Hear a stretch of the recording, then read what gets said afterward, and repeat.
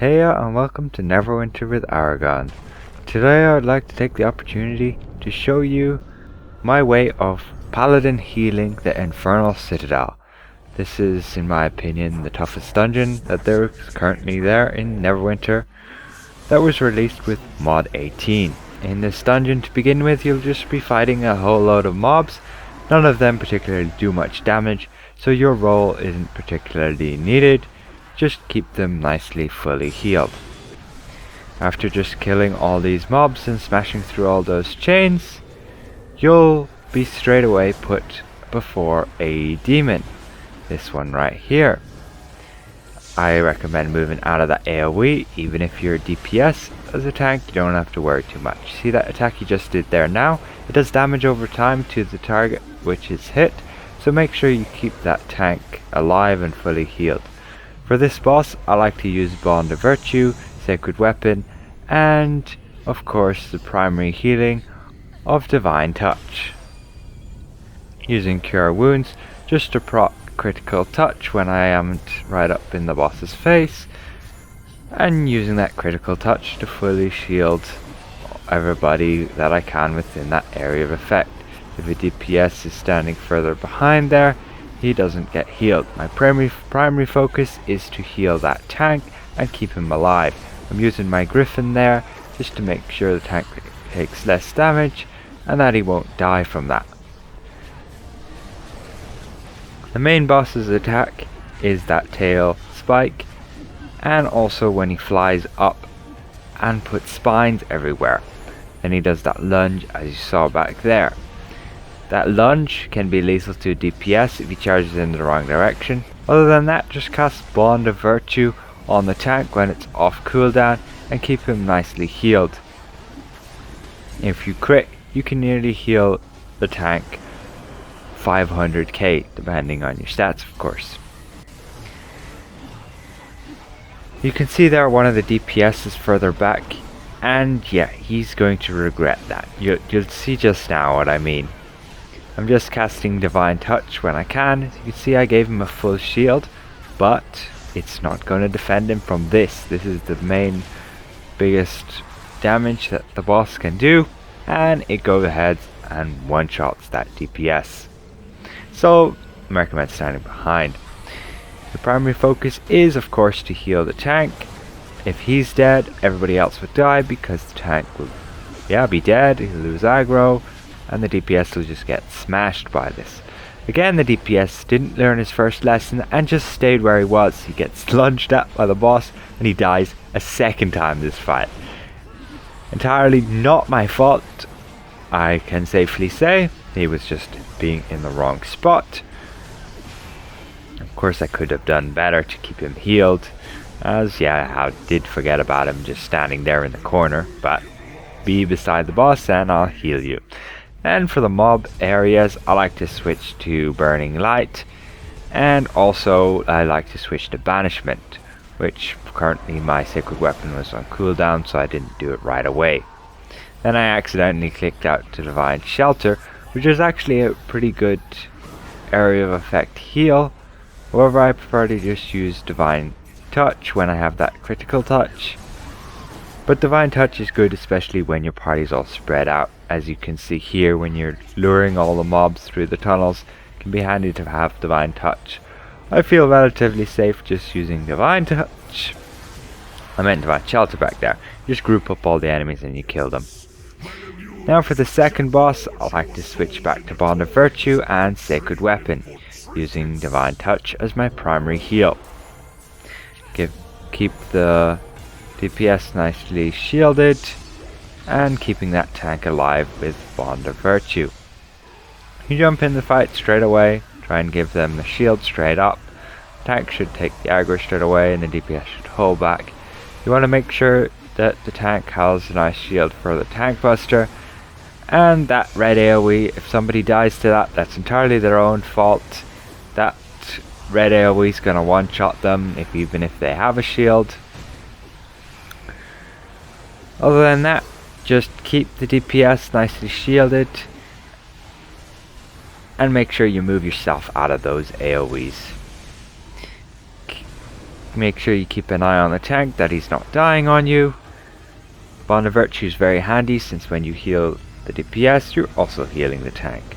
With these imps, there's not much you can do other than try be a target. Try get captured by the imps so that the DPS aren't, and they can kill the imps much quicker that way, since all 3 of the DPS will be there. Hopefully, at least that's the case. You can see I had a lot of lag issues there. I was lucky to have actually survived that. I don't believe I was behind the pillar and I just took the full blast. Anyway, with these red dots, you want to make sure the DPS are shielded for it, since they do take heavy damage even when they just release the AoE, and even if they're just in there for a split second, it does a lot of damage. Keep moving out of those red AoEs and keeping that tank nicely healed. If the tank drops really low, like all of a sudden, you want to keep that lay on hands daily, just for that basically that case, that emergency, like heal quick button. Other than that, just keep healing those DPS, shield them, make sure they're full, and always keeping an eye on that tank. Try and keep your divinity nice and full, using those prayers of opportunity stacks when you can. Again, at 50% he phases. Try be the target of one of the imps if you can. The best way is just stick with the group. If you're caught, DPS should be fine. That fire doesn't do too much damage. And this time, yeah, I'm definitely trying to hide behind those pillars. It didn't kill me last time because it does only like 400k damage and I have like 500k HP, so I was alright on that. But some DPS can die pretty easily from it. Anyway, just keeping that tank alive and moving these red AoEs so that they're out of the way when the DPS just stood there and didn't, so the tank has to relocate the boss for the melee DPS. Just jumping out of those red fire bursts and trying to keep everybody nicely healed and shielded. The tank there was getting really low. I couldn't heal him like really quickly. It takes a few divine touches to actually fully heal the tank, so I just decided to use my daily there. It was a nice use of it. Again, he phases it again at 25%. Try and become the target of those imps, but there's not much you can do if they don't. Luckily it's me and another DPS and they get us out really nice and quick, so we can just hide behind those pillars. You want to be careful if the tank does decide to hide behind the pillar. The boss can have a tendency to just go and target a DPS. You want to keep him healed. But if a DPS takes the tank buster from this boss, he's most likely going to die regardless of the shield you give him. So you can't really take the blame for that. These red dots again, just keeping an eye that everybody's shielded and healed, and also that the tank is. Bond of Virtue is definitely a tool you want to use here. It helps definitely conserve that divinity and that the heal management. Basically, you'll heal the DPS and it'll, as a byproduct, heal the tank. Again, at 5%, you can see he phases. Just kill those imps and hide behind the pillars. And that's essentially this boss. This boss heavily relies on having a good tank. If you have a terrible tank, you can drain your divinity really fast just trying to keep him healed. If a DPS just have a tendency to stand in the fire, then, well, you can also have a pretty tough time with that as well.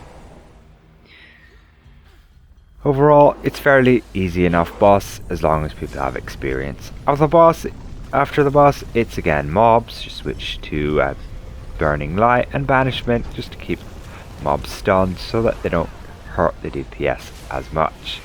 Or you can just be a wizard there and repel the mobs off the edge. Anyway, back to the third boss finally. I switched to my Wyvern Coated Knives just to help the DPS, since this boss, if you don't burn him down quick enough at the end, he just kills everybody. This boss doesn't do a lot of damage over time, he just has a quick burst and he'll basically either one-shot you or not. Other than that, you can just try and keep them nicely shielded for when he does rotate. When he rotates like this, and DPS just try to dodge through it, they'll still get hit, so you want to just try and keep them shielded through it. If they do just stand within it and get lasered, that's entirely their own fault. He'll charge at one of the DPS. Ideally you keep him shielded just for that, just in case. And these bursts, you can't do much if the DPS just try to decide to stand in them. They'll just get bounced all the way to the other end of the platform if they do so. These red dots, just team coordination is key, and always go to the tile which was specified at the start of this boss. And just keep it rotating around. You can see the boss will always keep rotating like this, where just after he puts the red dots on everybody, so you can make sure you have full divinity for that in case you need to spam a few heals here and there. Then you can see the boss, when he starts shaking like that, he's going to do the tank check. You want to make sure, the tank and heal check, you want to make sure you keep that tank nicely healed through it.